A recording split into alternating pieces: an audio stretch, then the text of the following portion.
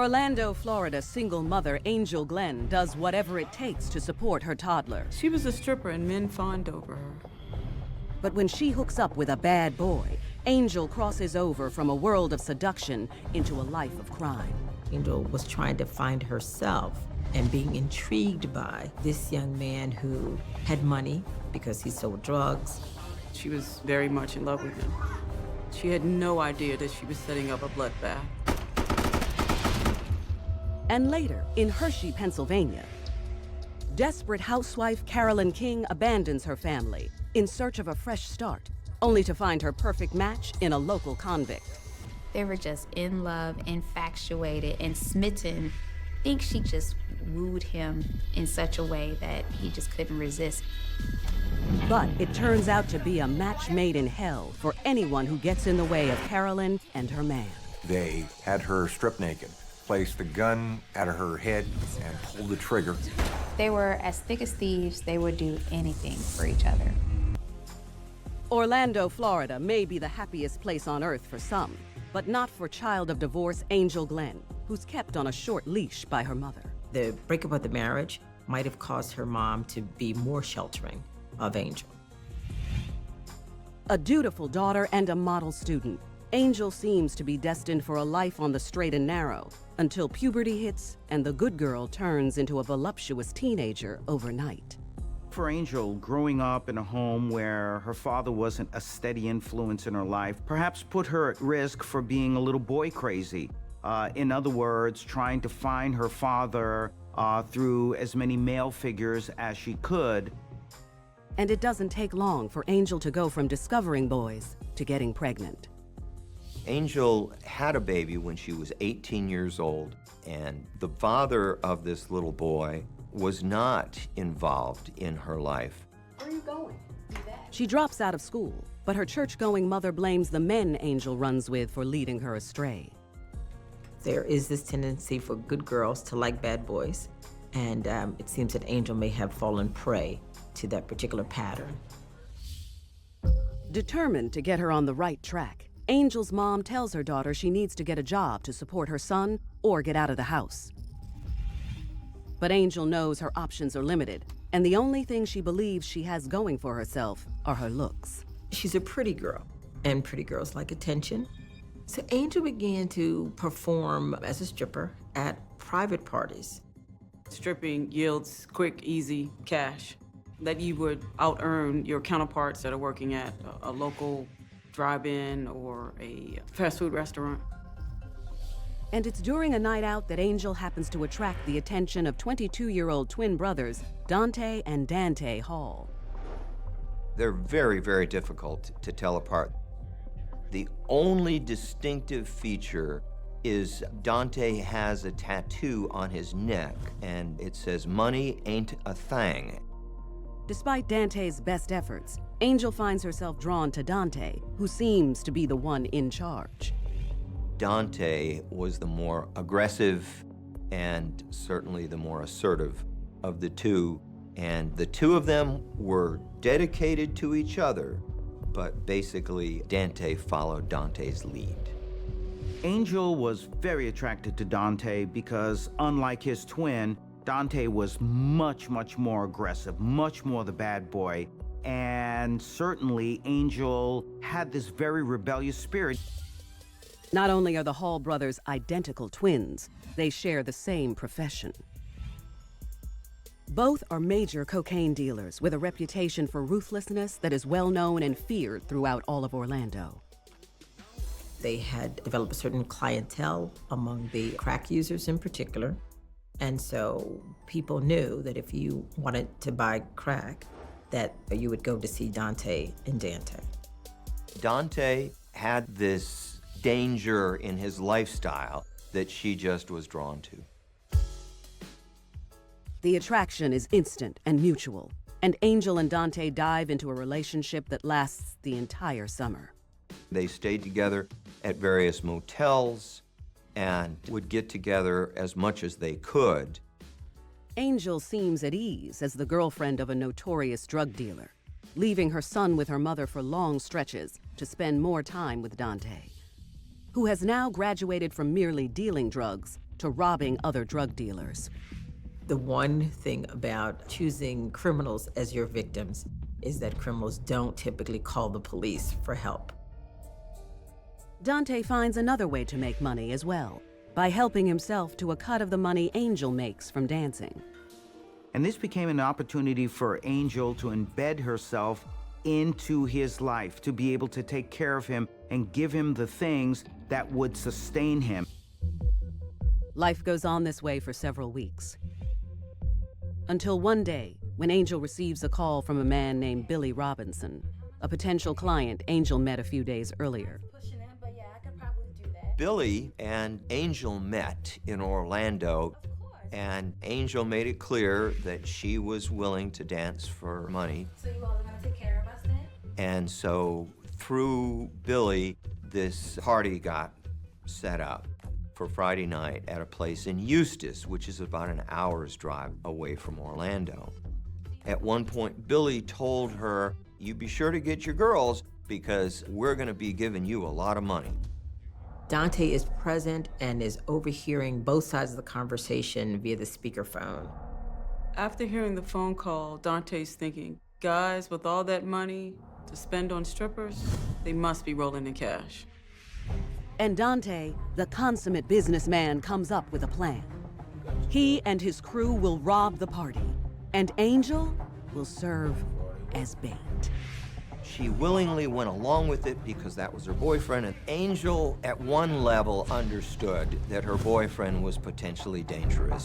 In Orlando, Florida, private dancer Angel Glenn and her boyfriend Dante Hall plan to rob a party of one of Angel's clients. All she has to do is follow Dante's lead. Once Angel is inside the party, Dante and friends will enter the party to rob the patrons there. Girl, get up. What are you doing? That afternoon, Angel calls two girlfriends she's worked with before to dance at the party with her, while Dante calls his brother and they plan the robbery. Later that night, Angel and the girls make the hour-long drive to Eustis, followed by Dante, and a neighborhood friend. Angel did not convey to the other dancers that a robbery was about to take place. In no time, Angel and the girls are on the scene in Eustis, and the party is underway, while Dante and his crew sit tight in a car down the street. The girls had started dancing, the guys were drinking, there was a little drug use in the party. So it was a very festive atmosphere. But Angel never forgets the real why and who she's there for. There were a number of phone calls back and forth between Dante and Angel. Dante was asking her, how many guys are there? Do they have guns? What room are you guys in? And he instructed her to try to entice everybody into one place, because of course it would be easier for them to control the crowd if they were all in one spot. So she did as she was instructed. Girls were dancing, the girls were being tipped, the guys were drinking, they were laughing, joking, having a good time. When Angel has everything set just the way Dante wants it, that's when he and his crew make their entrance. Dante was the first one in the house, and he was armed with an assault rifle, an AK-47, which on the street they call a chapa. And right behind him were his brother, Dante, and a third guy carrying 9mm pistols. And Dante ordered everybody to get on the ground. He said that if they didn't do what they were told, he was gonna make this chapa dance. Angel hits the floor with everyone else. And while she may be the one who set all this up, even she isn't prepared for what happens next. Then as they were on the floor, they were also reaching for the money and the jewelry that they wanted for a reason that is still really not clear, other than the fact that perhaps he wanted to get the partygoers to understand he was serious. Dante fires off a couple rounds with the AK-47. Dante fires at the concrete ceiling and the bullets ricochet, hitting several partygoers, killing a man named Anthony Blunt. Dante continued to spray the place. His girlfriend, Angel, was in just as much danger as any of the other partygoers or the other dancers. He disregards her safety, and that should have been a moment for Angel to have a second thought about the relationship that she has with Dante. She probably didn't think that Dante was capable of such acts at that moment because she loved him. So far, the take from the robbery is just under $1,500 and some jewelry, much less than Dante expected. He's not happy. And he and his friends fired off a few rounds to emphasize that they meant business and they wanted the rest of the money. Keeson Evans, who was one of the higher-ups in the group, said, "All right, you want more money." It's in the back of the shoebox. Dante sends Dante to look for the money, which doesn't really exist. Yo, nothing here. When Dante returns to the main room empty-handed, Angel sees just how far Dante's willing to take this. He's angry at the fact that one of the partygoers lied to him, and so at that moment, he decides to teach a guy that lesson. He locates Keeson and shoots him in the head. Realizing there isn't going to be a larger payoff, Dante and his crew take off, leaving the girls behind. I believe Angel was caught off guard, and that although she knew she was helping her boyfriend come in and rob some folks who were just there to party, she did not expect that people were going to die as a result of it. In all, 5 men were shot, 4 by ricocheting bullets, 1 fatally. And Keeson Evans was executed. It's a complete miracle that anybody walked out of there. The fact that you had someone who was firing off an AK-47 is amazing that anybody left that room. Angel and the other girls, both in shock, flee the scene. On their way back to Orlando, Angel comes clean with her fellow dancers and admits to helping set up the robbery. One of the girls says, "You're stupid. Why did you ever endanger our lives like this? You could have been killed. We could have been killed. Why would you do something like that?" Angel says something like, "This is how Dante and I make money now." Here is Angel involved in a situation where people were hurt and killed, and she's bragging about it to all of them. And this speaks to me of a process of dissociation. After the girls make it back to Orlando, Angel and Dante reconnect. She saw up close and personal what Dante was capable of doing. She was definitely afraid. I think she realized what she stood to lose. 2 days later, one of the dancers provided the law enforcement officers with a break in the case. And in the aftermath of their robbery gone wrong, Angel Glenn and Dante Hall are forced to choose between love or self-preservation. And later in Hershey, Pennsylvania, Carolyn King finds her soulmate in a soulless ex-con. She's getting a high, she's getting excitement, she's getting a thrill. And so sometimes people keep seeking that pleasure, so they engage in the crime over and over again. What began as a raucous house party in Eustis, Florida, turned into a bloodbath after a robbery gone wrong, orchestrated by stripper Angel Glenn and her boyfriend Dante Hall. Having made off with less than $1,500 in cash and some watches, gold chains, and rings, a disgruntled Dante orders Angel to pawn the jewelry. Dante has an outstanding warrant for murder. And so if he were to pawn something in his name, that's something that might turn up in a system that shows that he is, 1, local, and 2, that he's been involved in a serious robbery where people died. Angel does what she's told, sacrificing her anonymity and risking her freedom to please the love of her life. It is a pretty stupid thing to do for Angel to put her name on a pawn slip for goods that are tied to a homicide.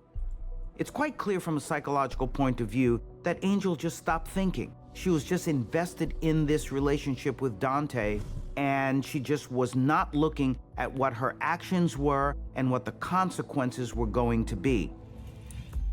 But it's not the jewelry that implicates the couple. It's one of the other dancers who comes forward 3 nights after the robbery. Danielle, one of the dancers, hears that 2 people died in the robbery, and she goes to the police to say that Angel and her boyfriend Dante were involved in the robbery where the 2 people died. This was our first break in this case. Up until then, this was truly a whodunit. 2 days later, police track Angel down and bring her in for questioning. Dante is nowhere to be found. I don't feel like talking right now. The interrogation went on for several hours, and her demeanor was defiant and deceptive throughout. Angel lied multiple times to the law enforcement officers, saying that she didn't have any information, and then once she said that she did have some information, she kept saying that Dante wasn't involved. Angel lied to protect Dante several times during the investigation. Eventually, she went on to say that she lied only to protect her family, but it appears she lied in reality only to get more of Dante's love and to prove to him that she was worthy of all of his affection and love. Angel quickly changes her mind upon learning she could face the death penalty. Where y'all want me? In Florida, even though she didn't squeeze the trigger, didn't want anybody to be shot, she was instrumental in the robbery during which somebody got shot. And as a result, she is legally responsible for the homicides. With the possibility of lethal injection or a life sentence in front of her, Angel Glenn strikes a deal. She confesses to setting up the robbery and gives police the name of the motel where Dante is currently hiding out. Her mother influenced her to cooperate because her mom could talk to her about the possibility of never being able to see her son on the outside again, and that she would never get to raise him. And I'm sure that the maternal instinct at some point had an impact on her decision to cooperate. Dante and his twin are arrested without incident. Angel is released on bond, with one of the conditions being that she not have any contact with Dante, who sits in jail awaiting trial. But Angel still loves him too much to stay away.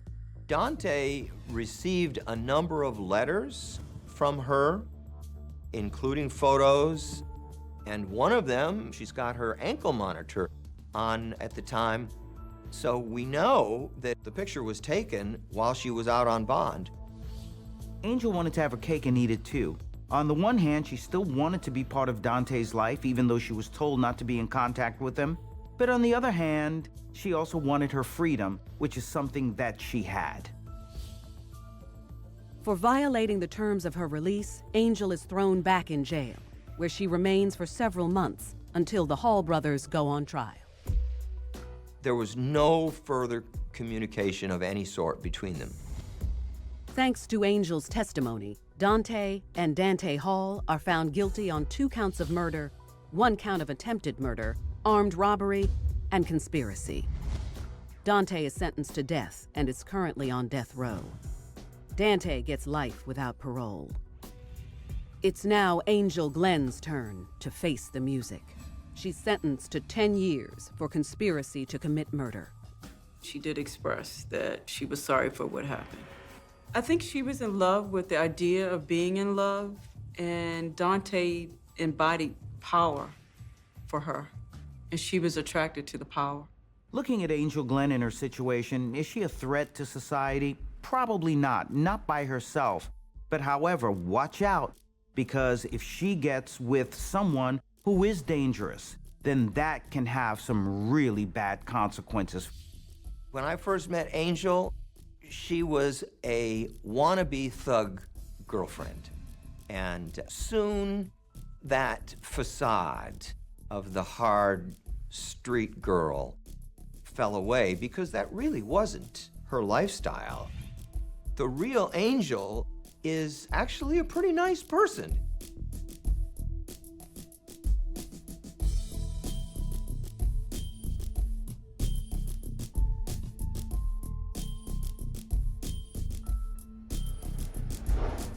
Angel Glenn's desire for adventure in her life drove her to commit senseless acts in the name of love. a fate destined to be shared by Hershey, Pennsylvania transplant Carolyn King, who falls for a man she's willing to do anything to hold on to. Raised by her grandparents in Virginia, Carolyn King's early years aren't the most ideal. She grew up in a family that they didn't have the most money. There were some issues of sexual abuse, even I think some drug abuse involved. Looking to correct a void in her life, Carolyn gets married at 20 and has 2 children. But after 6 years of marriage, she feels like her best years are falling behind her. At 26, Carolyn walks out on her family and hits the road in search of something new. Having kids isn't something that you can undo. She must have felt trapped. Something must have been really wrong in that marriage or with Carolyn herself. What we call it in the field is structural dislocation. When either by force or by choice, they have attachment to their family, but it's not a true attachment, and they just up and leave and abandon them. And this is what we see with Carolyn. But with limited means and no reliable transportation, Carolyn doesn't get very far, only making it to Hershey, Pennsylvania, some 200 miles away. And she got a job working in a plant that broke down bulk candy into smaller packaging for retail purposes. She didn't have family there, she didn't have friends there. She really had no contacts or connection. The only thing Carolyn has is a job so routine, it leaves the restless 26-year-old wanting more. A desire shared by 20-year-old Brad Martin, a recent hire at the factory who helps take some of the edge off. Brad was a handsome young man. You know, he was tall, very young, good-looking guy. Still relatively new to the job herself, Carolyn forges an instant bond with Brad, who also happens to be serving time at the Lebanon County Prison just up the road. Brad had been in and out of the county prison for a variety of drug charges, a burglary charge, and violated the terms of that probation and was reincarcerated for that. He was serving a sentence of 6 to 23 months. He was granted work release privileges that allowed him to go out and work for an 8-hour day and then return to the prison for overnight. Though only on the job a few weeks, Brad has already made a new friend in Carolyn. They started to develop a relationship. More than just a working relationship, they developed a romantic relationship. She really liked him, and it didn't matter that he was on work release. Carolyn thinks bad boy Bradley is just the ticket out of her humdrum life, and she's about to show just how far she's willing to go to keep this young man around. They were willing to sacrifice any and everything, including someone else's life. Carolyn was in love with Bradley. She was under the influence of Bradley Martin. In Hershey, Pennsylvania, 26-year-old Carolyn King falls head over heels for 20-year-old convict Brad Martin. Carolyn was a good-looking African-American woman. Brad was a handsome young man. So of course there's those sexual urges. But with their encounters limited to the workplace, tensions between them are about to reach a breaking point. So Brad puts in a request at the prison for a 4-hour furlough. Based on his good behavior, his request is granted. Carolyn met Brad at the prison and they went over to a motel that was fairly close. The encounter is unlike anything either has experienced before. We need to do this more often. And it leaves Carolyn wanting more. The intimacy that Carolyn and Brad had must have been so intense that they immediately formed this bond and needed one another, became dependent on one another. There was just absolutely no way that they were going to give up this relationship. But there's only one way Carolyn and Brad can be together. At the motel, they decided that Brad was not going to return to prison. Carolyn has found what she was looking for, a new man. And she's determined not to let him go. I can only speculate that it was Carolyn's ideal that he not return. No, have money, where are we gonna go? Brad had a relatively short period of time to go till the completion of his probation violation and his release. Carolyn and Brad want a fresh start, and to do that, they need money. Brad knows an easy mark, who they should be able to charm into helping them. 74-year-old retired florist, Guy Goodman, who lives in Palmyra, just one town over. Guy was involved in the prison outreach through his church. That's how he got to meet Brad, and he was really just trying to help him. Hey guy, it's Brad. Brad tells Guy he's on a furlough and wants to see him. He takes the bait and invites Brad over. Guy had written several letters to Brad and had gone to visit him at the county prison on a couple of occasions, trying to get Brad back on a correct path. Carolyn and Brad hitch a ride to Guy's home, just a few miles from the motel. I believe they shared some coffee. But somewhere during that meeting, the conversation changed from, how are you doing, to, I need money, I need you to help me. I need some money. Guy tried to reason with him, tried to get him to go back to the prison. But by now, Brad has already missed his scheduled return time, making him a fugitive. He and Carolyn know they have to get out of Pennsylvania. Brad kept asking for money to get out of town. Guy kept insisting that he should return to the prison and get his life straightened out. And Bradley became angry and picked up a vase and hit him with it. Guy Goodman is struck over the head with the vase, which knocks him to the floor, opens a pretty large gash and wound in the back of his head. They took a telephone cord, wrapped it around his neck, tied it to his hands, and then also to his feet. At the same time, they took a sheet of plastic and wrapped him in the sheet of plastic, then took a bedspread and wrapped that around him, and then a terry cloth robe that was wrapped around the exterior of all of that. The brutality perpetrated against Guy by these two individuals, in many ways, was a representation as to what they felt was an obstacle that had been put in their way by society, by their past, and they would do anything at this point to keep moving on together in the future, even if it meant eliminating Guy brutally. Leaving Guy Goodman to suffocate, Carolyn and Brad hunt around the house to get what they came for. While he was dying, Carolyn and Brad pretty much ransacked the house. They found his credit card, grabbed some checks out of his checkbook, found his car keys, and left. In less than an hour, Carolyn and Brad have left Guy for dead, stolen his money and his car, and are on the run. With no destination in mind other than the need to get out of Pennsylvania, they head west. They took his car and started driving, using his credit card, using his checkbook along the way. They were shopping sprees, buying purses, cosmetics, just town after town after town. Even though they're on the run, their desire for one another can't be denied. They also spent money on women's undergarments. They would just go to stores and buy all of this stuff. Brad's involved with this slightly older woman, Carolyn, and she has her feminine ways and feminine wiles. And so she knows by buying all this sexy lingerie, this is a way that she could represent herself to the utmost. 10 days later, Guy's body is found by a concerned neighbor, and police are called.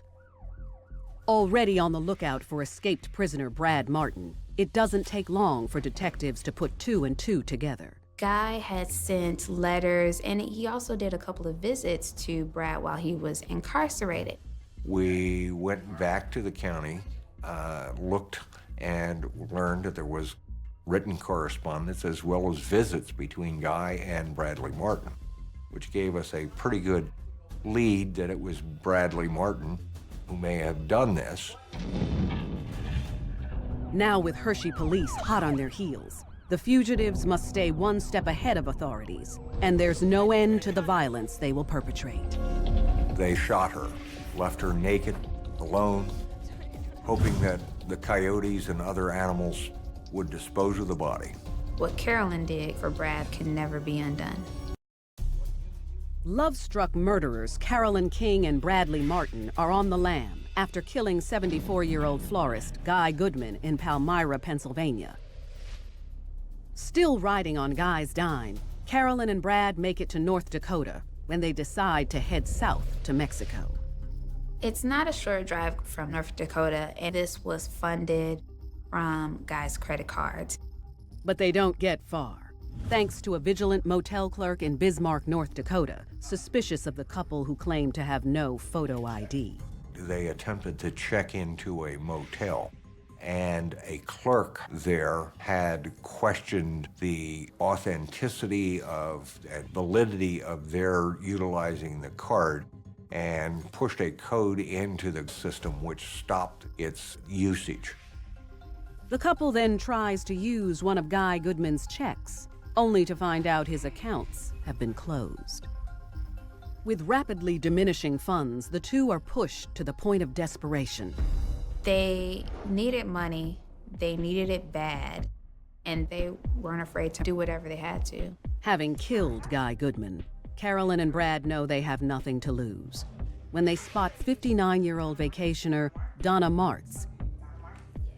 Donna lived in Devil's Lake, which was a couple of hours away from Bismarck, so she was traveling alone. She was well-dressed. She looked well-to-do. They saw Donna Martz as another source to finance their escape. They followed her down the hallway. As Donna arrived at her door and put the key in to unlock it, they came up behind her.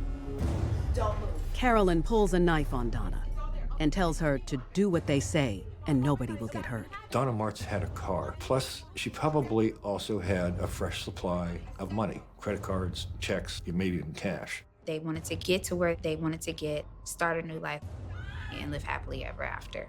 And Donald just happened to be that one person there at the wrong place at the wrong time. Carolyn and Brad force the petrified Donna into the trunk and take off south toward Mexico, one step closer to their dream of a life together. Over the next 5 days, Carolyn and Brad go on another spending spree, courtesy of Donna Martz. She's still in the trunk, surviving on what little food and water they give her. They simply kept her alive, bound in the car, so that they could continue to use the resources of her credit cards and her cash. They forced her to give them her PIN number. They went to the ATM, used her PIN to withdraw cash. But after days in the trunk, a desperate Donna reaches her breaking point. So she starts to make noise. And if you're in a parking lot at a mall or any type of store, that should get the attention of somebody. Unfortunately, it just got the attention of Brad and Carolyn.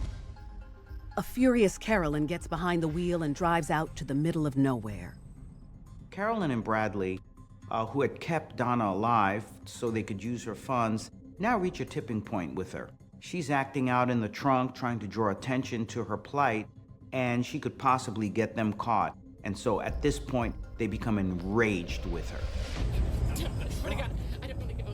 They pull her out of the trunk, they stab her, they make her strip naked. And Donna's nightmare doesn't end there. Only people without a conscience can take the life of a person so callously and leave them for the vermin to dispose of their transgressions. Carolyn King and her boyfriend Bradley Martin take their multi-state crime spree to a whole new level in North Dakota when their hostage Donna Martz tries to get away. They were very angry, and they sped away from the parking lot with Donna still in the trunk of the car and traveled down the interstate highway, got off, got Donna Martz out of the car, and had her stripped naked. As Carolyn watches, Brad rapes Donna. Carolyn, by allowing him to be able to do something so heinous to this woman, in many ways, Carolyn was raping this woman too. They were able to purchase a gun while they were on the road. They then placed the gun at her head. They then shot her left her naked, alone, hoping that the coyotes and other animals would dispose of the body. And they proceeded on their way. After killing Donna, they get back in her car, heading south to Mexico. Meanwhile, law enforcement across the country is teaming up to catch them. Donna was reported missing when she didn't arrive home when she was supposed to. So naturally, her family, they became concerned. Carolyn and Brad don't know it, but by the time they reach Nevada, the FBI agents working the Guy Goodman case have tracked them to the Bismarck Hotel in North Dakota, where Donna disappeared. And with the help of local law enforcement, they connect the dots between the two cases. You had the local police departments from Pennsylvania collaborating with local police departments in Bismarck, collaborating with the FBI and federal agencies, all on a manhunt to track down Brad and Carolyn. And most of that was because they still figured, hey, if we track them down, there's a chance that Donna may be alive. The task force calls every police department from the Canadian border to the Mexican border, with orders to find Donna's car. Their canvassing pays off only a few days later, once the couple reaches California. Outside of San Diego, a California highway patrolman spotted their car. As he got closer, the car began to speed up. A desperate Carolyn knows if she and Brad are caught, they can kiss any dream of a life together goodbye.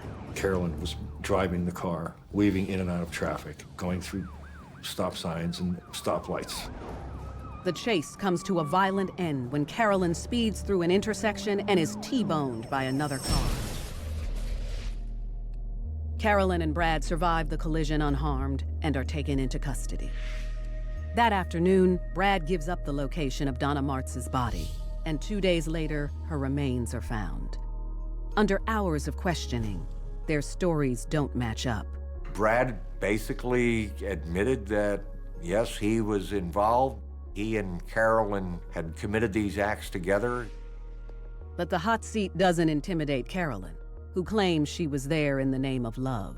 Carolyn's focus seemed to have been that she was an unwitting non-participant just along for the ride, and that this was all Bradley Martin who did all of these acts, and that she was just an innocent babe. Carolyn's apparent narcissism is fed in so many different ways. She leaves her children, she gets involved in these horrific crimes, but then at the end, just to trump all of this, she turns on Brad, the guy that she was controlling and supposedly had this intense relationship with. Carolyn and Brad are extradited to Pennsylvania for the murder of Guy Goodman. In jail awaiting her court date, Carolyn King gets some unexpected news. It was discovered that Carolyn was pregnant. 9 months later, Carolyn gives birth in custody to Brad's son. It's the first and last time she will ever see him. Tried separately for the murder of Guy Goodman, Carolyn and Brad are found guilty, and both are sentenced to death. The pair pleads guilty and receives life in prison for the murder of Donna Martz. The right thing was the implementation of the death sentence. The families of Guy Goodman and Donna Martz now at least have a final chapter. Post-conviction, the one-time lovers display noticeably different behavior. When Bradley Martin was sentenced, there was indications that he did feel remorse for what had happened. Carolyn expressed no remorse about any of the activities. Her focus seemed to have been that she was an unwitting non-participant. She walked out of her marriage, she walked away from her kids, looking for adventure in her life, and boy, did she find it. Many people might think that there was a drastic change from working an honest job to going on a killing spree, but people don't operate in a vacuum. This woman was a ticking time bomb, indicative of someone who was mentally unstable for quite some time, and we saw the consequences of that.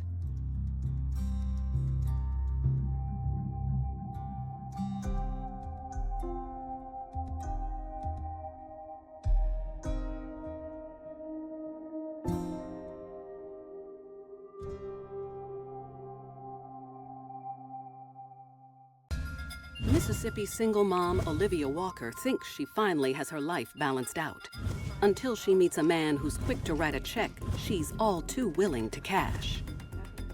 He's very confident, very sure of himself. And when she invests more than just her heart, her new man quickly goes for broke.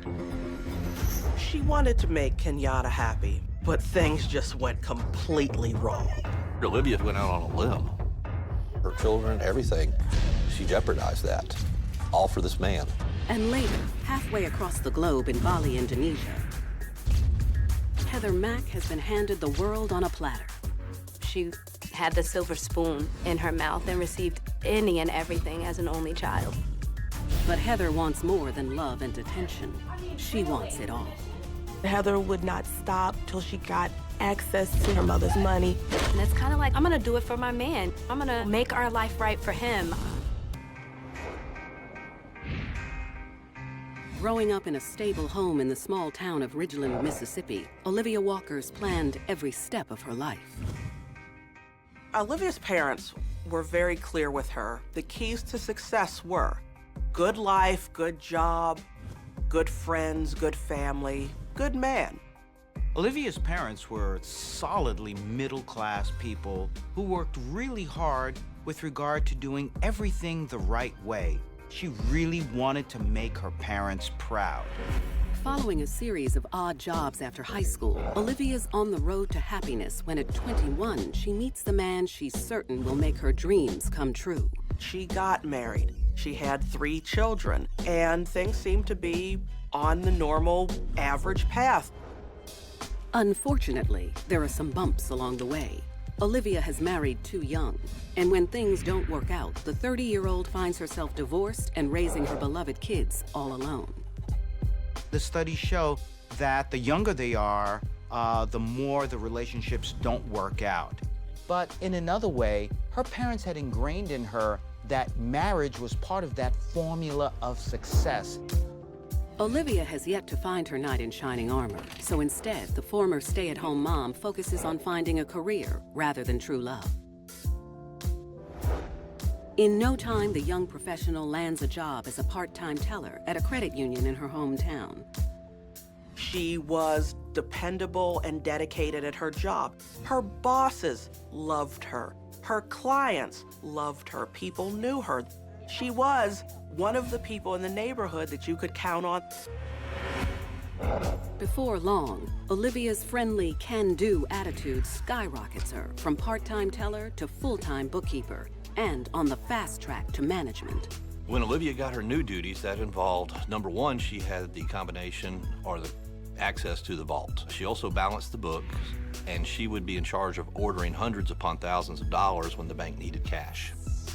Olivia had an incredible work ethic and in many ways took the straight path right to the top. She was extremely bright, and more than anything else, she was really trustworthy. With so much on her plate, Olivia doesn't have much time for fun and games. But working at a bank affords her the opportunity to meet all kinds of people. And she's instantly smitten when 29-year-old Kenyatta McGee, a dapper young man 2 years her junior, comes in to cash a check. He worked at a pharmacy. He's manly looking. He was broad of shoulder and square of chin. He was sexual chocolate. And there was definitely a connection between these two. I'm gonna write my phone number down for you. The pair strike up some chit-chat, and it turns out a fluttering heart isn't the only thing they share. Yes, you will. For one, they both had children. For two, they were both married and perhaps were not very happy in their marriages, especially with Kenyatta, who was involved in a divorce, and things were really sucking him dry, not just financially, but emotionally too. After just a few weeks of getting to know each other, the two become an item. For the first time in a long time, Olivia's life seemed to be in good balance. She worked her way up to a management position. She had this man in her life, and life was good for Olivia. But as quickly as things heat up, they take a chilling turn when Olivia finds out Kenyatta's got much darker plans in mind for their future. There was no length to which Olivia would not go to make sure that she kept her man. Love will make you do crazy things. In Ridgeland, Mississippi, 31-year-old Olivia Walker has finally found the man of her dreams in Kenyatta McGee. Olivia and Kenyatta had a lot in common. He charmed his way right into her heart. She didn't know, though, that Kenyatta had a dark side. Kenyatta had a criminal history, he had a criminal record, he had served time for a felony as well as some minor drug charges. Had Olivia known about Kenyatta's priors, she wouldn't have given him the time of day. But love can be blind. And in just 3 months of dating, Olivia has only seen the innocent side of Kenyatta. Olivia would have done almost anything to keep her man happy. And when he shares with Olivia a secret about his bank account, her loyalty is put to the ultimate test. Really broke right now. I'm down and out. Kenyatta confides to Olivia that his upcoming divorce is just bleeding him dry. And he's really struggling financially because of it. Olivia is sympathetic, and she feels that this is something that she can really empathize with him about. We can both start new lives. But her wheels really start spinning when Kenyatta hints at the unthinkable, claiming a quick payday would give them a clean slate. I got something to say. Kenyatta then suggests that, well, perhaps Olivia should get money from the bank that Olivia works at. That we can rob this bank, and nobody would know. He made it sound like this would be a victimless crime. Nobody would be injured. It's gonna be okay. I got the plan. Although they've only been dating a few months, dollar signs form in Olivia's big brown eyes. And even though she has more at stake than Kenyatta, love prevails as she signs off on his sordid scenario. She had 3 children to consider. She had her reputation in the community to consider. Olivia's not interested in turning to a life of crime, but Olivia is interested in Kenyatta. And Kenyatta's got her on the hook. It's not unusual for someone to commit a horrible crime, even though they don't have a criminal history or a criminal past, and they'll do it out of love. On a steamy September afternoon, Olivia gives Kenyatta the code to the bank's back door, and he calls his cousin, who agrees to act as a getaway driver. With the arrangements made, they put their plan into place. On this particular Tuesday, Olivia was scheduled to close with an employee that she herself had trained. Around 6 o'clock, the women count their drawers and exchange friendly conversation. Meanwhile, Olivia slyly heads to the drive-through window to cue Kenyatta, who's hiding outside. The signal for Kenyatta to come in was when Olivia opened the blinds. So once she opened the blinds, at that point, Kenyatta exited the vehicle and went and used the code and entered the bank. The women make their way to the vault to balance the nightly books. That's when a masked Kenyatta sees his opportunity to strike as Olivia gets herself ready to take center stage. Give me the code! He surprised them and forced them to the ground. Olivia became hysterical and started screaming and screaming, and the robber at that point put duct tape over Olivia's mouth to keep her quiet. Stacy was definitely afraid for her life. Kenyatta pulls some handcuffs from his toolbox and hog-ties Stacy. As they rehearsed earlier, he then turns his attention to Olivia. Olivia is handcuffed in a similar fashion. However, he left one of her hands free so she can manipulate the vault doors. With the women secured, he pulls out a can of spray paint and blinds each security camera with a coat of lacquer. They planned this out to the most intricate details. You can almost say that they were obsessive compulsive in the way they just put every single thing together. Give me the code right now, okay? After some aggressive play acting, Olivia gives up the digits to the vault. Once inside, Kenyatta marvels at the stacks of cash piled high above his head. The denominations were 20s, 10s, 5s, and 100s. He had brought along with him in his box of tools large garbage bags, the kind that people would use to put leaves in if they were raking their yard. And he filled those bags with those bills. He then hurries through the same door in which he entered, where his getaway driver has been waiting. After Kenyatta left the bank, Olivia had to continue with the act. She had to continue screaming, she had to continue crying, she had to continue to look like a victim. She also knew she had to give Kenyatta enough time to get out of the city. So she took her time composing herself before she dialed 911. Ma'am, calm down. I can't understand you like that. Minutes later, police arrive on the scene and quickly untie the women, hoping to find out exactly what happened. They start by speaking with Stacy, who's got a surprising attitude given what just went down. When Stacy was interviewed, of course, she was scared, she was rattled, but she had a calm demeanor about her and was able to give a nice statement. Olivia, on the other hand, is a basket case. Even though this was a traumatic experience, I believe Olivia's reaction to it was a little bit exaggerated. It was just completely unnatural. At that point, we decided that it wouldn't be a good idea to try to talk to her that night, that we need to talk to her on a separate day.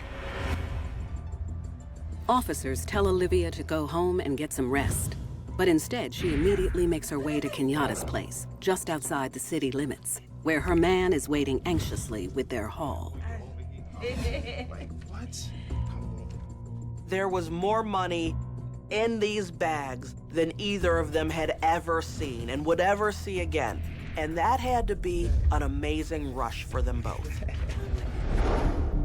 Given her effortless leap from everyday bank teller to bank robber, there's no limit to what Olivia might be capable of with Kenyatta by her side.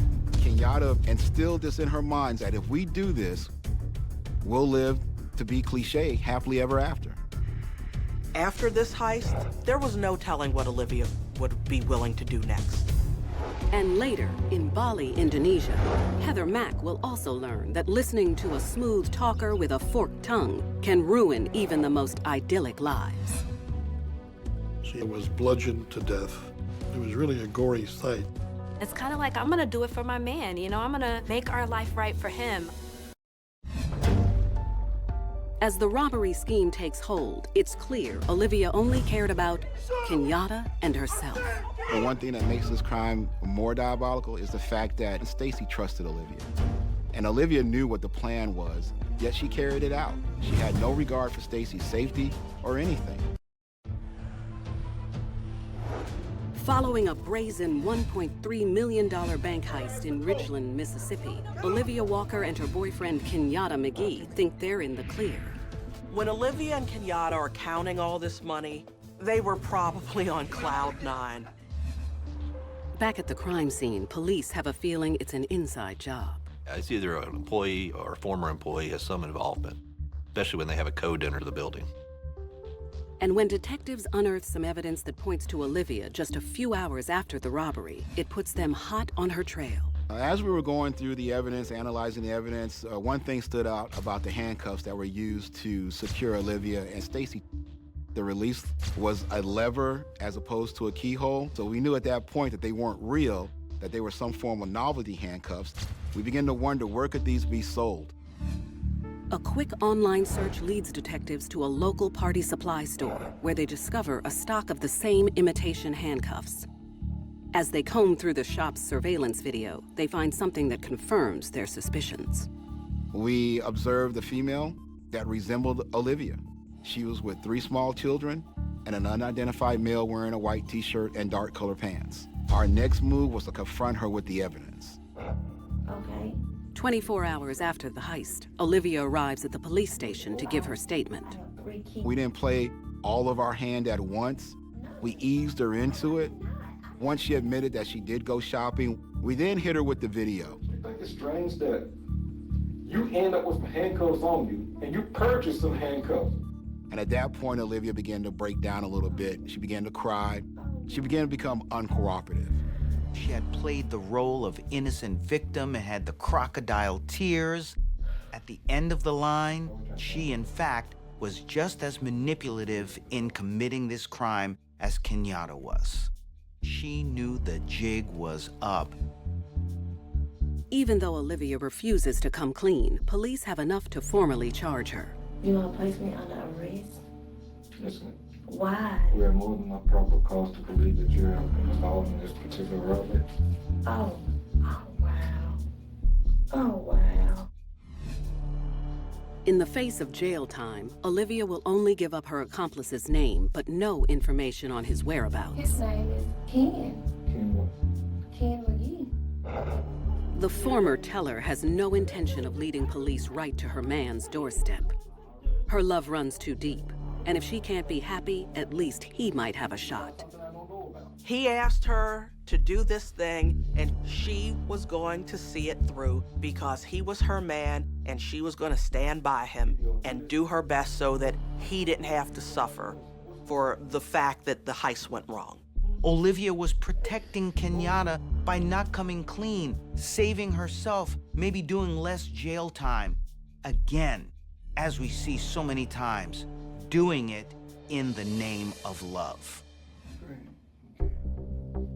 Fortunately, when police do some digging with Olivia's friends and family, they learn all they need to know about Kenyatta and his relationship with Olivia. And when they pull his old mugshot, it's game over.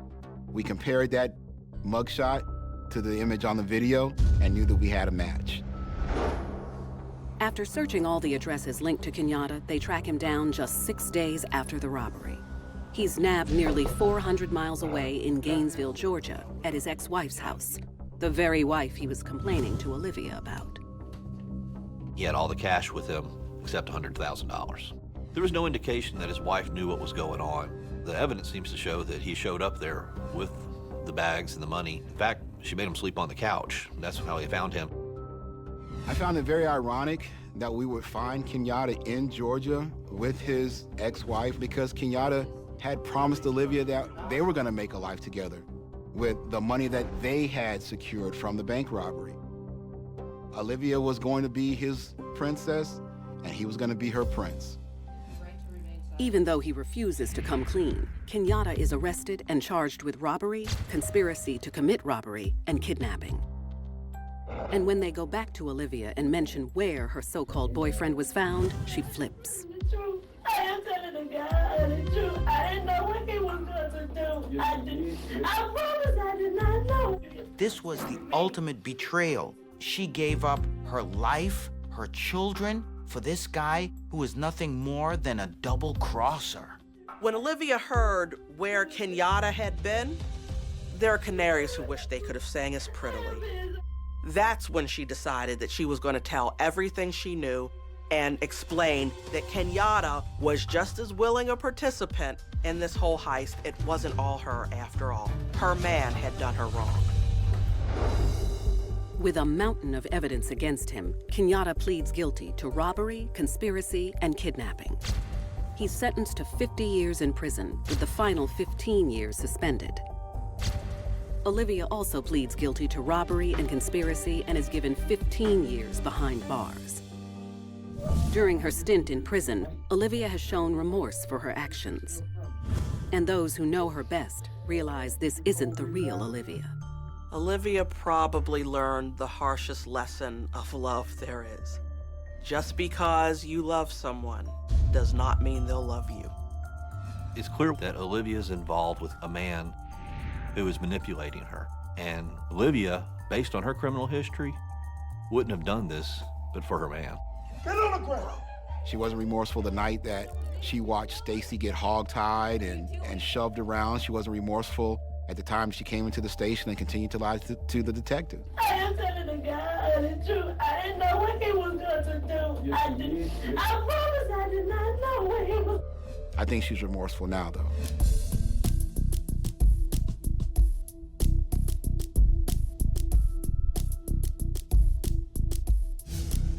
Olivia Walker's dreams of making a quick buck with her man forced her down a dark path from which there's no return. Overseas, in Bali, Indonesia, Heather Mack also proves that love and greed make for a deadly combination. Born in the lap of luxury, Heather Mack has it all in the heart of Illinois.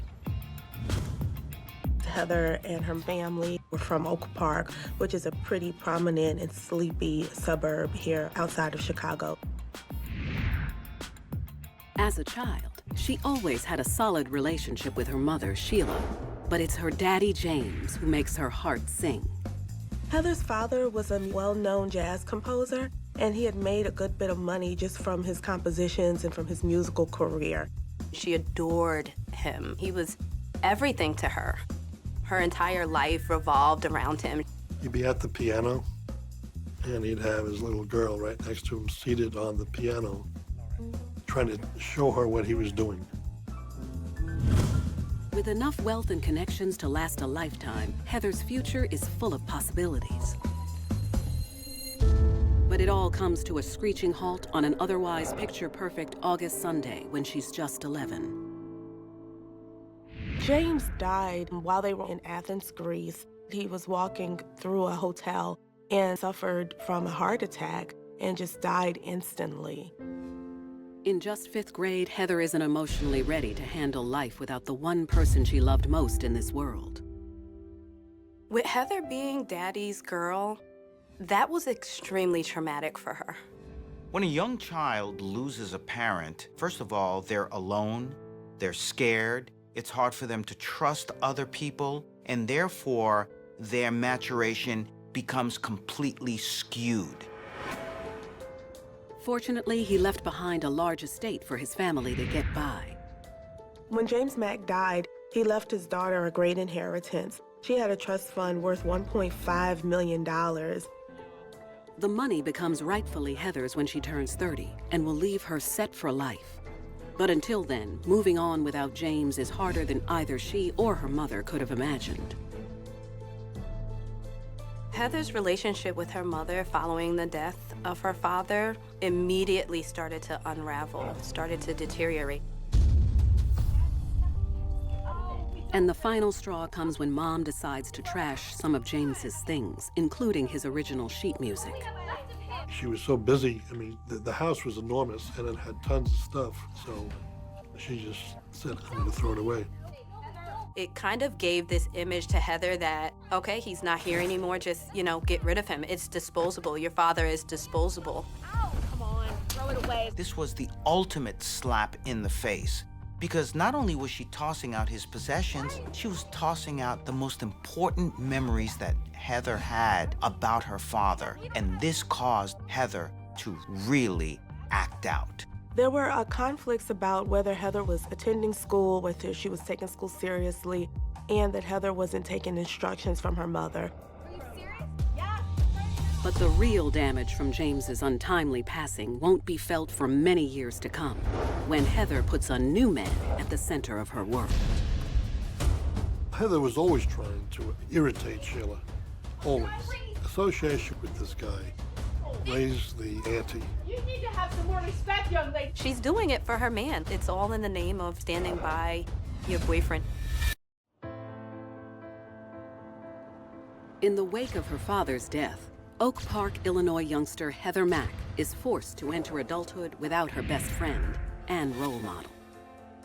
He was her everything. It was like her teddy bear and, her protector and the person that she could relate to. As a single mom, Sheila does her best to keep Heather grounded. But as she approaches Sweet 16, the more Sheila tries to reel her daughter in, the more Heather lashes out. She began, in the beginning, just to stay out a little bit later than she should have. Then she began taking the family car, leaving Sheila not knowing where her daughter was with the car. From there, Heather's self-serving attitude only escalates. The sophomore decides to drop out of school and embrace her inner wild child. Heather was looking for fun, looking to use drugs, looking to have sex. She was hanging around with a bad crowd. And before long, Heather brings her nasty side home. There was just a lot of chaos within that household. The police were called there 86 times in order to resolve disputes or take police reports because she was missing or deal with some type of conflict. Sheila called me up at one point, and she was on the verge of tears and told me that my daughter's just going crazy. She's hitting me. She told me Heather broke her arm, pushed her down the stairs. As Heather's relationship with Sheila declines, she searches for the one thing missing in her world, love. And she finds it at the center of her clique in unemployed 21-year-old Tommy Schaefer. The second she lays eyes on Mr. Tall and Handsome, her life changes forever. And it seems like these hearts and Cupid are like flying all around, and it's like this kind of love at first sight. Tommy was physically in shape, really nice on the eyes, and kind of your stud. Heather is so head over heels she doesn't care that Tommy's currently on probation for his dark past. Tommy was convicted on an assault charge. And this wasn't some slap on the wrist. This was something that was followed through with court supervision. To make matters worse, Sheila couldn't be less impressed by her daughter's taste in men. What is he doing here? Sheila had an instant dislike for Tommy. I think it was her instincts telling her that this guy was using Heather. If Heather didn't have the money she had, Did you just show up? Tommy would not have had any interest in her. Seriously, we are going to talk about this later, young lady. You have not heard the end of it. After just a few short months of dating, the new couple are madly in love. But the real trouble is born when Heather starts shopping for onesies. Heather finds out that she's pregnant. And looking at it from Sheila's perspective, it's kind of like there's no getting rid of this situation. There's no outgrowing this. Once you have a baby with an individual, they're in your life forever. When Heather's mother found out that Heather was pregnant, that was the straw that broke the camel's back, and the tension at that point was just off the Richter scale. During the first 2 months of her pregnancy, Heather's relationship with Sheila continues to suffer, and she and Tommy are attached at the hip. So Sheila makes a last-ditch effort at winning back her daughter's heart by scheduling a 10-day vacation to Bali, Indonesia. She called me, she said, I'm really hoping that this is an opportunity for me and Heather to be alone, away from any influence of anybody, where we can have a heart-to-heart and have a good time in the process. On a picturesque August morning, Sheila and Heather land in Bali and make their way to the swankiest hotel on the island. It has a very luxurious lobby. The rooms are enormous. The facilities are extensive, beautiful swimming pools, exotic plants, a great concierge to take you on all kinds of excursions in Bali. It was paradise. But it doesn't take long for the sweet getaway to turn sour. They were in the hotel, and Sheila was in the room, getting up. Heather said she'll be right back, and she left and disappeared. Heather, you here? Fearing Heather ran off looking for trouble in a foreign land, Sheila searches the hotel grounds high and low. Just then, she spots her missing daughter, and she's not alone. Sheila's walking in. Lo and behold, she sees Tommy. There you are. You know, I have been looking for you for hours. Sheila almost lost her mind when she saw Heather with her boyfriend, Tommy. And at this point, she knew that there was some real trouble that she was going to have to deal with. Your ticket? You've got to be kidding me.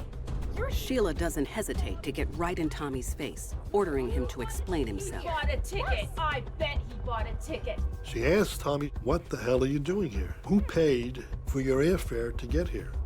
Who's paying for your hotel? Are you checked in here? Oh, yeah, I'm checked in. He bought a ticket. I bet he bought Heather jumps in and swears Tommy paid his own way. money. With his money. But when Sheila calls her credit card company, the truth comes out. $12,000? The flight alone to get Tommy to Bali was $12,000, and Heather charged that to her mother's credit card without her mother knowing about it. They have a knockdown, drag-out battle that unnerved the entire hotel staff. This is crazy. Eventually, Heather convinces Sheila to return to their room, promising she'll send Tommy home on the next flight if they can talk it out in private. Every single time we go out. It calmed down a little, except that Heather and Tommy are texting back and forth and discussing ways that they could possibly hurt Sheila. And the following morning, Sheila finds out that Tommy didn't fly all this way simply to enjoy the fun and sun. He's here to support the love of his life, and she's standing in their way. She was a threat. She was a problem in the entire equation. Heather and Tommy thought it was just going to be a very easy solution for their issues to just go ahead and kill Heather's mother. But as we see with young people, they didn't really think this through. Heather and Tommy came up with a plan really quickly, and it wasn't fully thought out, but it was gonna get her completely out of the picture. And so they decided to use whatever they could, and Tommy grabs this fruit bowl out of his room and heads over to Sheila's room. In a hotel room in Bali, Indonesia, Heather Mack and her boyfriend, Tommy Schaefer, set a plan in motion to take Heather's mom, Sheila, out of the picture once and for all. Heather says, I'm gonna do it for my man. I'm going to make our life right for him. While Sheila takes in the ocean air from the veranda, Heather carefully opens the door as Tommy slinks inside, where he lies in wait. Tommy is in the bathroom, and Sheila is still on the balcony. Heather and Tommy are texting back and forth on their phones about what they're gonna do. As Sheila comes in off the balcony, Heather sends the fatal order. Heather sends a text now, and he comes out with this metal bowl and hits her over the head. Tommy bludgeons Sheila with a fruit vase, a big fruit vase that he used to strike her head. Sheila tries to defend herself, but she's no match for the much larger man. Tommy continues to smash and smash and smash her stomach. There's blood everywhere. It was just horrible. A pregnant Heather watches with an icy stare as Tommy finishes the job. This shows that Heather did not care about her mother. That anger and frustration that she carried all the way from 11 years old still remained and got mixed up and morphed and turned into something very cynical and twisted. The frenzied attack is over in a matter of seconds. All that remains is Sheila's lifeless body. Her bloodied mother's body, whose skull was bashed in, whose fingers were broken. It was too horrible for viewing. They were cold and calculated in their actions. And for Heather, certainly she had built up such resentment, anger, and hate towards her mother that it was easy to act by instinct. Eager to cover their heinous crime, Heather and Tommy weigh their options and decide to stuff Sheila inside one of their large, hard-shell suitcases. The body was too big, so Tommy had to press down on the top of the suitcase, almost like a stack of t-shirts, in order to press her body and zip her body up into this suitcase. What was really sickening about it, it was the indignity of not only being murdered, but being stuffed into a suitcase as if you were dirty laundry. I mean, it was awful. Now that Sheila is gone, Heather and Tommy are free to be together forever.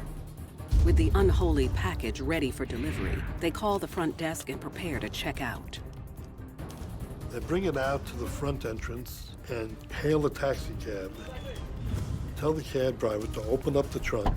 They lift the suitcase into the trunk and close the trunk. They tell the cab driver, we'll be right back. Instead, they slip into a different cab, headed for another part of town. The two go to another hotel just a few miles away that they had checked into using their real names and using Sheila's credit card. Nearly 2 hours pass as the taxi driver waits patiently for the couple to return, but they never come back. When they don't return, he talks to the hotel officials. They decide to unload the suitcases. That's when they start seeing blood leaking from one of the suitcases. Without hesitation, the hotel manager notifies authorities, who rush to the scene. And as they carefully unzip the luggage, they're disturbed to see Sheila's remains spill out on the driveway. Even if you're a veteran police officer, it's still pretty shocking to see this bashed-in body, this blood everywhere. It was just horrible. I think that hotel staff found out pretty quickly who the victim was, that it was Sheila, and checked the victim's room. And at the time, Heather and Tommy were pretty much nowhere to be found. By all outward appearances, the murderous lovebirds think they pulled off the perfect crime. Their plan was to leave Bali the minute they could. Will police nab the couple before they disappear for good? It's kind of like this young Bonnie and Clyde. They didn't care about what happened because now they could finally be together. Before Tommy made it to Bali, Heather tried finishing off Sheila herself by spiking her mom's iced tea with sleeping pills. Sheila fell asleep, but she survived the overdose and didn't have a thought about it afterwards. Either Heather didn't give her enough, or they didn't impact on Sheila the way Heather thought they would.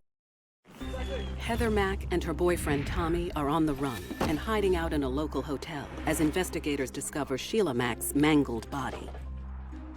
Heather and Tommy must have had some sort of nervousness knowing the gravity of what they did. They probably self-medicated by just concentrating on their love. Across town, police are putting the sordid puzzle pieces together. Everybody knew who they were. It's just a matter of where did they go and are they still here? I have been looking for you for hours! They had saw Tommy, Heather, and Sheila arguing. I bet he bought a ticket. In addition, Heather and Tommy had hailed a cab that picked up the body. News of the death of an American in Indonesia spreads across international and local media like wildfire. And just 24 hours after the news hits, police get the break they've been hoping for at the hotel where Heather and Tommy are holed up.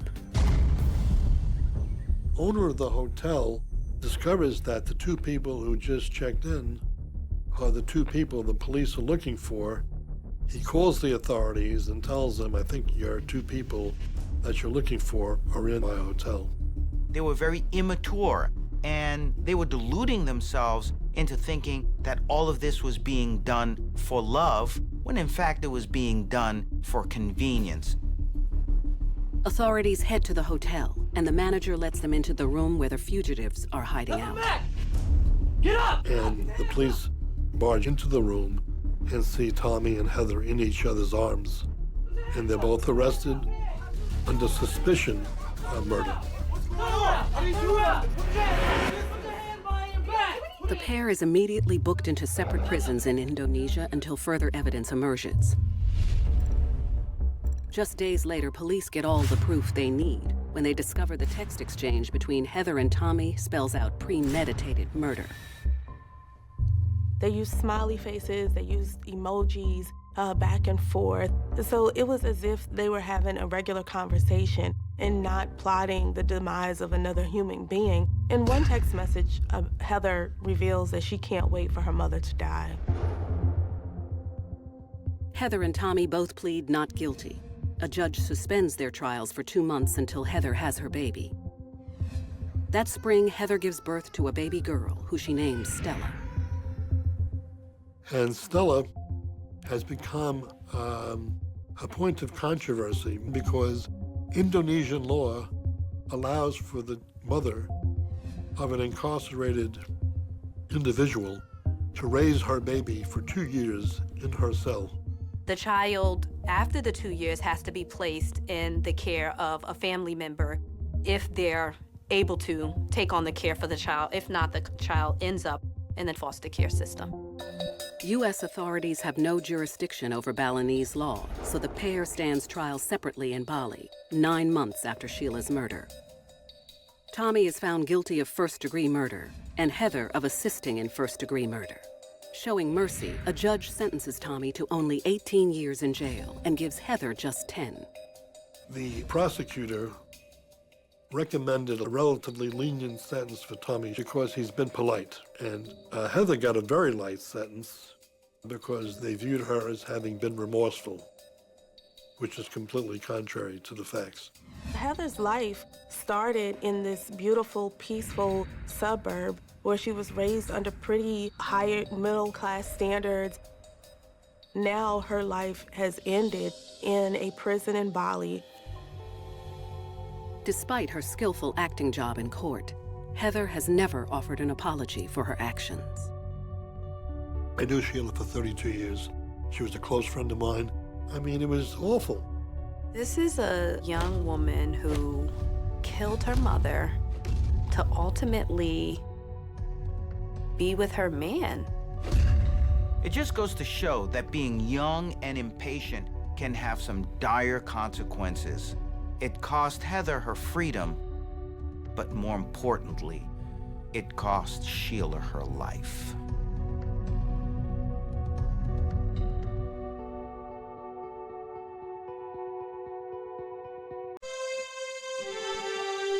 अल्लाह की जात तू ऐ झोरे सदके जेड़ो कुल कायनात चलाण आलो अल्लाह की जात तू झोरे सदके जेड़ो कुल कायनात चलाण आलो हुक्म उस गे बाजना पतर अल्लाह ओ तेरो मेरो वजूद बनाण आलो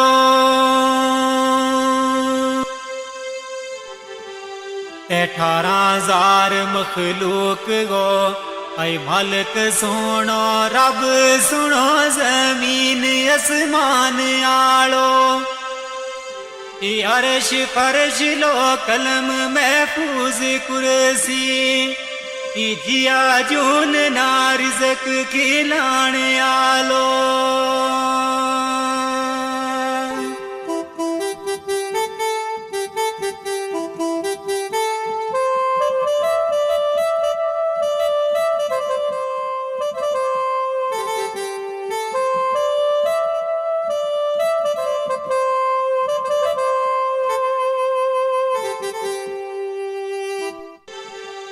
दाल दुखांगी गल सो नौरे तमना एक बच्ची मासूम रोलाओ गई है दाल दुखांगी गल सो नौरे तमना एक बच्ची मासूम रोलाओ गई है ओ उसकी मारे गुलनाज है बहुत दुखिया मारा सीना माँ बर छिलाओ गई है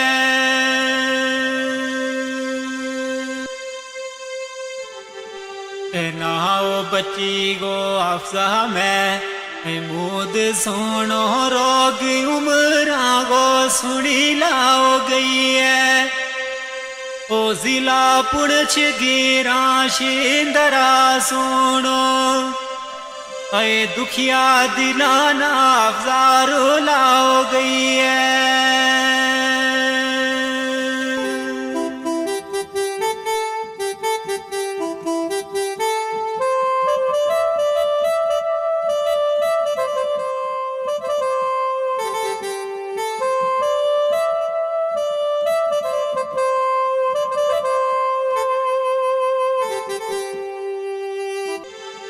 दाल दर्द जो दयागा ऐ बोते ओ खाए पर बचागी नारे जो दई ओवे दाल दर्द जो दयागा ऐ बोते ओ खाए पर बचागी नारे जो दई होवे ओ माना सबर करार फिर नहीं रहा तो दख्ते जिगर की जद जो दई होवे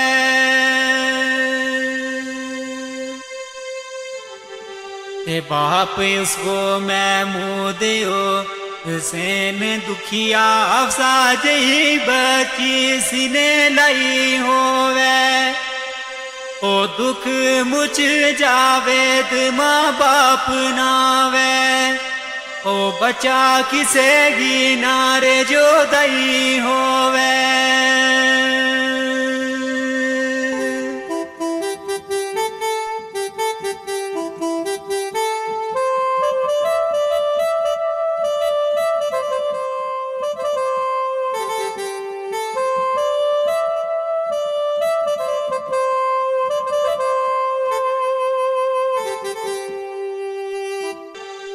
तेरे हो रब गा कर तमाम होया 17 अप्रैल ना खुशी भरपूर होई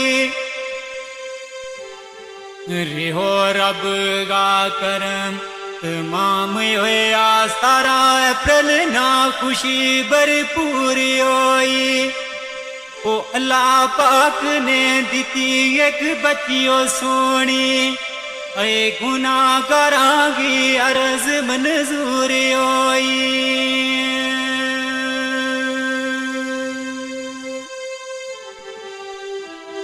दिन माँ दाखिल रही महारात ऐ 10 बजे प्रश्न होयो ते टेंशन दूर होई ओ दीती खबर फिर आनी उन डॉक्टरां ने होगी बची पर बड़ी कमजोरी होई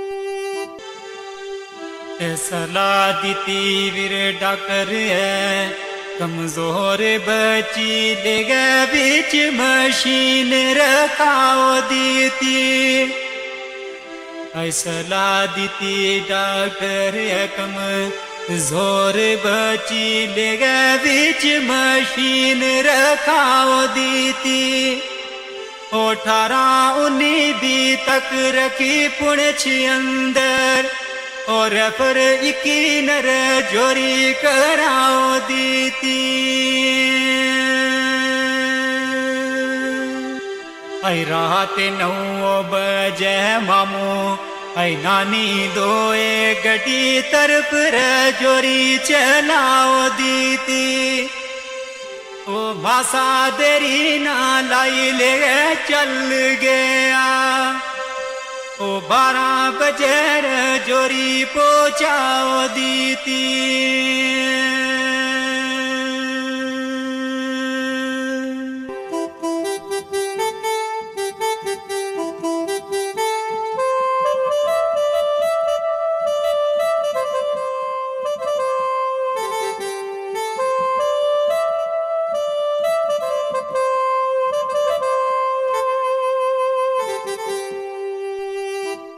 किसना चैन सकून फिरे आई उस दिन तो रास्ता बिच डाडा परेशान होया आई किसना चैन सकून फिरे आई उस दिन तो रास्ता बिच डाडा परेशान होया ये रात 12 बजे ले जोरी पुजया कि जल्दी डॉक्टरां कोल रवान होया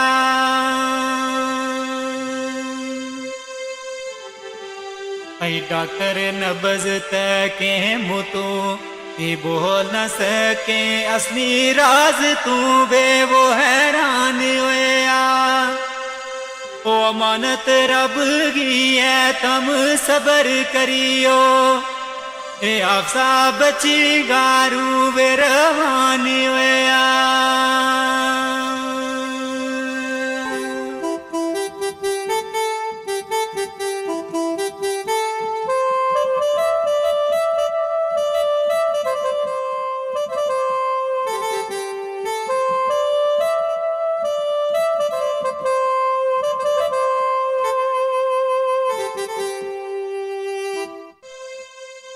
किसना होश रे ओ सुनी ये खबर जिस दम आया है आप जायमना छोड़ गई है।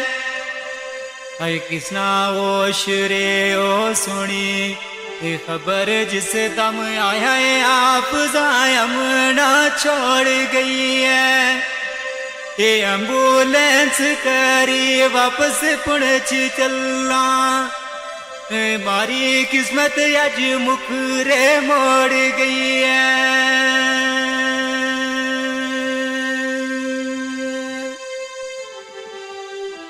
आई गुल नाज वाणी अरे ईमान बाकी मेरी खुशी ना किंगा तू रोड़ गई है। दाखिल बीच अस्पताल थी पुणछ अंदर ये मांगुल नाज गो दिल क्यों तोड़ गई है।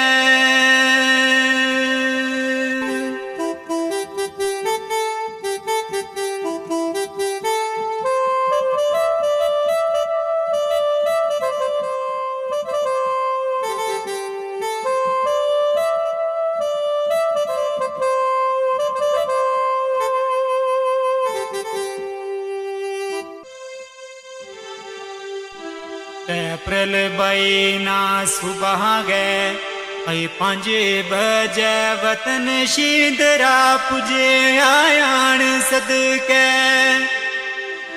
अप्रैल बईना सुबह गए 5 बजे वतन शीदरा पुजे आयान सदके। माना 10 बजे एम्बुलेंस आने तेरा तकन गाया अफजायर मान सदके। ते कितना दुख था महंगा है काल जामा जाने वाया रब रहमान सदके। और वे बाप महमूद परवेज नानी नाले रोवे सजाद यमान सदके।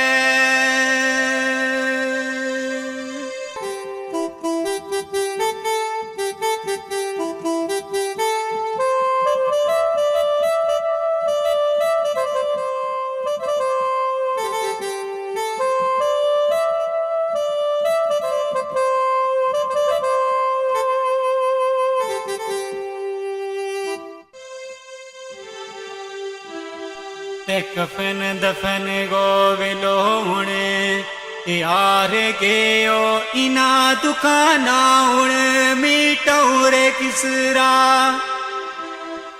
कफन दफन गो विलो हुणे हार गयो इना दुकाना हुण मीटौरे किसरा।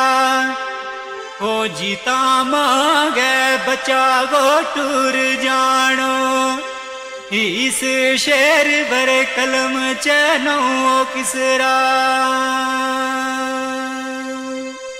ते अच्छा रब वाले हुणे है छोड़ गई है तीना सिना नाड़ू हुण लो किसरा।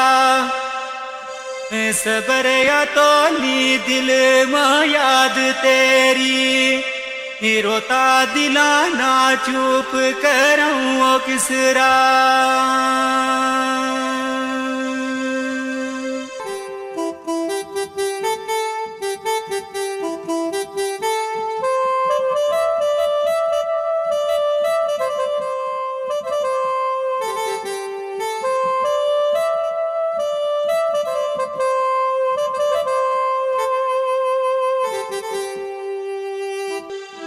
फिया मान इना दुखाने हई मुकनो नी 4 बजे रे आपका दफनाओ छोड़ी। हई फिया मान इना दुखाने हई मुकनो नी 4 बजे रे आपका दफनाओ छोड़ी।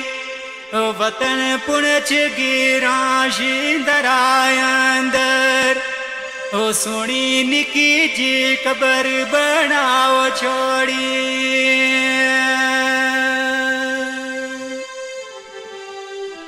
सबर करियो महमूद गुल नाज दोए मानत रब गी रब ने छुपाओ छोड़ी ओए पिया मान जावेद इजाजत ले ले जख्म मोड़ी भी क्यों रे दुखाओ छोड़ी